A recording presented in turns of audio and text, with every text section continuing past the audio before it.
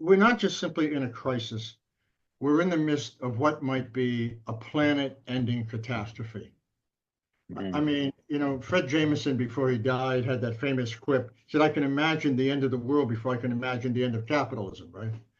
And I think that the contradictions now in the next 2 years are going to become so severe. There's a potential for people losing Social Security. Mhm. People are going to be deported in trains and buses reminiscent of the trains and the buses that took people to concentration camps in the 1930s. The inequality in wealth and power will just skyrocket. And I guess that what I'm saying is that if there was ever a time for the question of education and language to really highlight these crises at a local, national, and state and national level, it's time. That's the first thing. Every one of these policies that will be passed, every one of these injustices has to be made so visible that it would be difficult within the existing normative language we use in the legacy press not to recognize what's going on.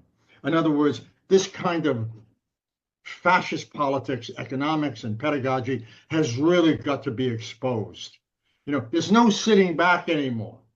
The politics of normalization has got to be completely eliminated.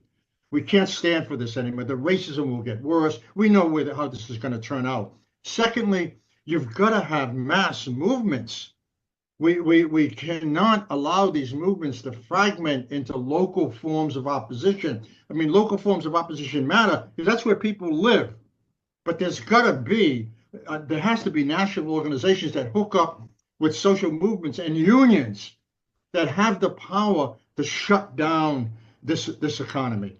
Chris Hedges has argued, my friend Chris Hedges has argued recently, and I agree with him. We need to reinvent the category of coupling mass consciousness with direct action. So when we hear about 400 faculty who are being laid off at a university in Texas because they refuse to make the claim that abortion is not a sin, it's not a matter of mobilizing just that faculty.